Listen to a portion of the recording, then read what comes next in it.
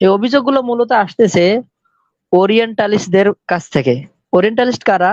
এরা হচ্ছে ওই সকল খ্রিস্টান লোক যারা ইসলামকে ধ্বংস করার জন্য এবং ইসলামের সোনালী যে যুগগুলো আছে এগুলোকে বিকৃত করে উপস্থাপন করার জন্যই এদের কাজ।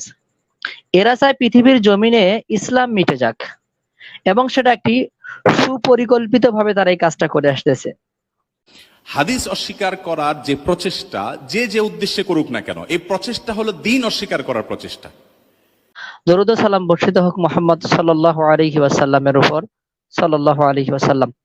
সম্মানিত উপস্থিতি, আজকের এই লাইভে আমরা একটি বিষয় স্পষ্ট আলোচনা করতে চাই, সেটা হলো যে কেন বারবার হাদিসের প্রতি মানুষের এত অভিযোগ। এই কথাটুকু আমাদের স্পষ্ট হওয়া দরকার।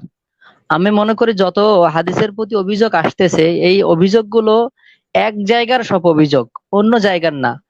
যারাই অভিযোগ করুক সেই ব্যক্তিত্ব পরিবর্তন হলেও অভিযোগগুলো এক জায়গার। সুতরাং আগে জায়গা চেনা দরকার, এগুলো কোথায় থেকে অভিযোগগুলো আসতেছে। এই অভিযোগগুলো মূলত আসতেছে ওরিয়েন্টালিস্টদের কাছ থেকে। ওরিয়েন্টালিস্ট কারা? এরা হচ্ছে ওই সকল খ্রিস্টান লোক যারা ইসলামকে ধ্বংস করার জন্য এবং ইসলামের সোনালী যে যুগগুলো আছে এগুলোকে বিকৃত করে উপস্থাপন করার জন্যই এদের কাজ। এরা চায় পৃথিবীর জমিনে ইসলাম মিটে যাক, এবং সেটা একটি সুপরিকল্পিত ভাবে তারা এই কাজটা করে আসতেছে। আর তাদের এই গবেষণা, তাদের এই সিস্টেম গুলোই ফলো করতেছে আজকে আমাদের সমাজের জানা না জানা কিছু নামধারী আলেম ওলামা, কিছু আলেম মাশায়েখ, কিন্তু সাধারণ জনতা, সাধারণ শিক্ষিত মানুষ তারা হয়তো জানে না ইতিহাস, যে কোথায় থেকে প্রশ্নগুলো আসতেছে। তাদের না জানার কারণে তারাও তাদের পড়াগুলো পড়ে সুর মিলিয়ে একই কথা তারাও বলছে। আসলে আশ্চর্যের ব্যাপার হলো তারা না জেনেই কেন এই সুরগুলো মেলাচ্ছে, এইটা নিয়ে যতটা আশ্চর্য বোধ করতে হয় তার থেকে বেশি আশ্চর্য বোধ করি এইভাবে যে মুসলমানদের ধর্ম সম্পর্কে জ্ঞান অর্জন কতটা পিছিয়ে গিয়েছে। প্রিয় হাজিরিন, হাদিস সম্পর্কে যতগুলো প্রশ্ন আছে এই প্রশ্নগুলো মৌলিকভাবে কিন্তু ইসলামের কোনো আলেম ওলামা তৈরি করে নাই। এই প্রশ্নগুলো আসলে তৈরি করেছেন ওরিয়েন্টালিস্টদের একদল গবেষক, যাদেরকে আমরা বলতে পারি পশ্চিমা বা পাশ্চাত্য ইউরোপীয় কিছু গবেষক, যারা ইসলাম ধর্মের প্রতি গবেষণা করে। খ্রিস্টান কিন্তু ইসলাম ধর্মের গবেষণা করে। তারা গবেষণা করে আসলে ইসলাম ধর্মের ভালো কিছু করার জন্য না, তারা গবেষণা মূলত করে ইসলাম ধর্মকে বিকৃতভাবে উপস্থাপন করার জন্য।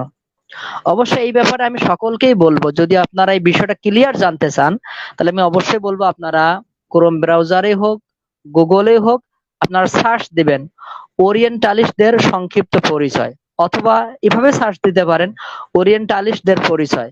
দেখবেন দেওয়ার সাথে সাথে প্রথম যে হেডিংটা আসবে সেটা হলো ওরিয়েন্টালিস্টদের সংক্ষিপ্ত পরিচয়। সেখানে আপনি দেখতে পাবেন মিশরের রাজার সাথে ফ্রান্সের নবম রাজার যুদ্ধ সংঘটিত হলো, ক্রুশের যুদ্ধ। যুদ্ধে তিনি পরাজিত হলেন, ফ্রান্সের রাজা, তাকে বন্দী করে রাখা হলো এবং তিনি অনেক যুদ্ধপণের মুক্তি দিয়ে, যুদ্ধপণ হিসেবে অনেক টাকা তিনি দিলেন, মুক্তিপণ দেওয়ার পর সেখান থেকে মুক্তি পেলেন এবং ফ্রান্সে ফিরে গেলেন। ফ্রান্সে যাওয়ার পরে তিনি পরামর্শ করলেন কি করে মুসলমানদেরকে দুনিয়া থেকে নিশ্চিহ্ন করে দেওয়া যায়। এই জন্য তিনি একের পর এক গবেষণা চালাতে থাকলেন এবং ফ্রান্স ও ইউরোপের যতগুলো লোক ছিল জ্ঞানবান পণ্ডিত তাদেরকে ডেকে নিয়ে আসলেন, তাদেরকে কাজে লাগানোর জন্য তিনি অনেকগুলো পদক্ষেপ গ্রহণ করলেন। সেই পদক্ষেপ অনুসারে তারা যে গবেষণা করেছে, তারা যে রিসার্চ করেছে, এইটাকে আসলে বলা হয় ওরিয়েন্টালিস্টদের গবেষণা। এবং এইটা দীর্ঘ 500 বছর গবেষণা চলে। গবেষণা চলতে চলতে মোটামুটি 1900 শতকের শেষের দিকে, 1930 শতকের দিকে এসে তাদের এটা প্রচার হয়। বিশেষ করে আরো বেশি প্রচার হয় 1966 সালের দিকে।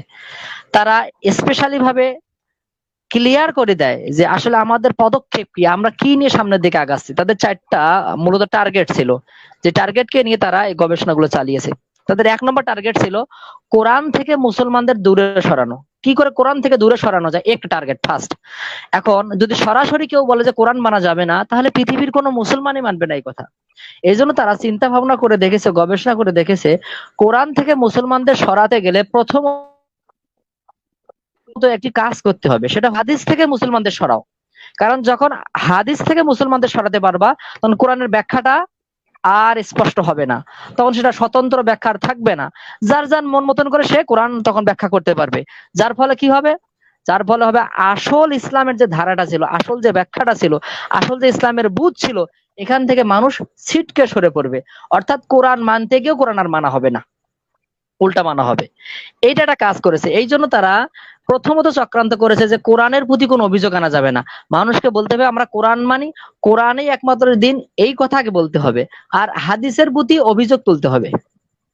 আর হাদিসের প্রতি কি কি অভিযোগ তুলবে, এই জন্য তারা দীর্ঘ 500 বছর গবেষণা করে হাদিসের কোনো একটা জায়গাতে ঠুনকও যদি যুক্তি তোলা যায়, এগুলো তারা লিস্ট করেছে। এগুলো করে তালিকাভুক্ত করে কিতাব আকারে তারা পাবলিশ করা শুরু করেছে। দুর্ভাগ্যবশত তাদের এই যুক্তি, তাদের এই গবেষণা মুসলমানদের অনেকেই গ্রহণ করেছেন, যার ফলে ইসলাম মানতে গিয়ে, ইসলাম বলতে গিয়ে তারা যে ছিটকে পড়ছে ইসলাম থেকে, এটা তারা বুঝতে পারতেছে না। প্রিয় হাজিরিন, তাদের 2 নম্বর টার্গেট ছিল আল আজহার বিশ্ববিদ্যালয় মিশরের, এইখানে যাতে লেখাপড়া বিঘ্নতা সৃষ্টি করা যায়। এই জন্য তারা আল আজহারের পাশে একটা বর্তমান আমেরিকার নতুন বিশ্ববিদ্যালয় তারা সৃষ্টি করেছে। আপনারা নেটে সার্চ দিলে পেয়ে যাবেন বিষয়টা। যাতে আল আজহার বিশ্ববিদ্যালয় থেকে ওইখানের মানসম্মত বেশি লেখাপড়া হয় এবং সন্দেহপ্রবণ যেগুলো প্রশ্ন ইসলামকে বিদ্ধ করতে পারে, এই সকল সন্দেহপ্রবণ প্রশ্নগুলো সেখানে শেখানো হয়। যার কারণে যারা মিশরে যায় পড়াশোনা করতে, যদি কেহ ওই ইউনিভার্সিটিতে ফ্রি স্কলারশিপই পড়াশোনা করে, তাহলে সে সন্দেহের মধ্যে প্রথম দিকে পড়ে যায় যে হাদিস সম্পর্কে তার সন্দেহ আছে। তাদের 3 নম্বর টার্গেট ছিল সাপ্তাহিক ইবাদত হিসেবে সলাৎ এবং বাৎসরিক ইবাদত হিসেবে হজে যেন মানুষ যাইতে না পারে, এই ব্যাপারে ব্যাঘাত সৃষ্টি করো। যার কারণে তারা সলাতের মধ্যে দ্বন্দ্ব শুরু করলো, যে বর্তমান যে সলাৎ প্রচলিত আছে এই সেই সলাৎ নয়। কোন সলাৎ? সলাৎ হতে হবে অন্যরকম, এখন আমরা যেটা ব্যাখ্যা দিচ্ছি সেই সলাৎ। তাদের মন মতন ব্যাখ্যা দিয়ে মানুষদেরকে সলাৎ থেকে আলাদা করতেছে, কারণ টার্গেট আগে থেকে তারা নিয়েছে, যেন জুম্মাতে মানুষ যেতে না পারে, আলোচনা যেন শুনতে না পারে। তারা সবাই জানে যদি জুম্মাতে আলোচনা খতিবের তারা শুনে, তাহলে ইসলামের সোনালী যুগের যে বুঝটা, ইসলামের যে আদর্শটা ইমাম খুতবার মাধ্যমে ফুটে তুলবেন, এতে করে জনগণের ভুল ভ্রান্তিগুলো সব ক্লিয়ার হয়ে যাবে। এই জন্য যাতে জুম্মাতে যেতে না পারে, সলাৎ পড়ার জন্য তো মানুষ জুম্মাতে যাবে, সলাতের মধ্যে গন্ডগোল লাগাই দাও যাতে করে মানুষ জুম্মাতে আর না যায়, একটা টার্গেট। আর হজের ব্যাপারে সবচেয়ে বড় কথা হলো হজের যাতে মানে হজ করতে গেলে যে পরিমাণ টাকা খরচ হওয়ার কথা ছিল, তার থেকে টাকার পরিমাণ বাড়াই দাও। কারণ সব দেশে মোটামুটি এইরকম ভাবে চলে আসছে, টাকার পরিমাণ সবসময় বেড়েই যাচ্ছে। দেখবেন যে হজ করতে সামান্য টাকা লাগলো, এখন টাকার পরিমাণ 8 লাখ 10 লাখ, মানে যেন মানুষের মনে টাকার প্রতি একটা এমনিতেই আগে থেকে আকর্ষণ আছে, আর এতে ইবাদতের প্রতি যাতে আকর্ষণ কমে, যেন হজের যাতায়াত খরচটাও বাড়িয়ে দাও, আর অন্যান্য তোমরা যত পারো একটু সন্দেহ সংশয় সৃষ্টি করে দাও। কারণ যদি হজে সকল মানুষ যায়, 1 লাখ 2 লাখ না 50 লাখ 60 লাখ লোক যদি সারা পৃথিবী থেকে একবার হজ করতে যায়, সকলে নতুন একটা আমেজে ইসলামের আদর্শবান হয়ে আবার এলাকায় ফিরে আসবে এবং লোকদেরকে বুঝাবে, তখন তাদের টার্গেটটা ফেল হবে। এই জন্য জুম্মাতে এবং হজে যাতে মানুষ যেতে না পারে, এইটা ছিল তাদের 3য় টার্গেট।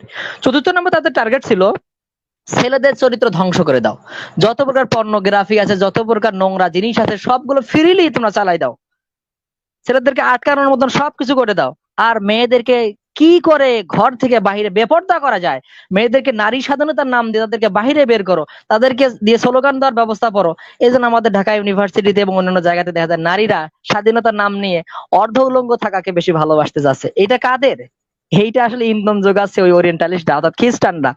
এগুলো তাদের পদক্ষেপ। আমি যে কথা সেটা তুললাম আসলে এখানে, এটা আমার কথা নয়, আপনি আবারও বলছি, আপনি সার্চ দেবেন গুগল ক্রোমে অথবা ক্রোম ব্রাউজারে যে ওরিয়েন্টালিস্টদের পরিচয় দিয়ে দেখবেন তাদের উদ্দেশ্যগুলো 4টে স্পষ্ট করা আছে।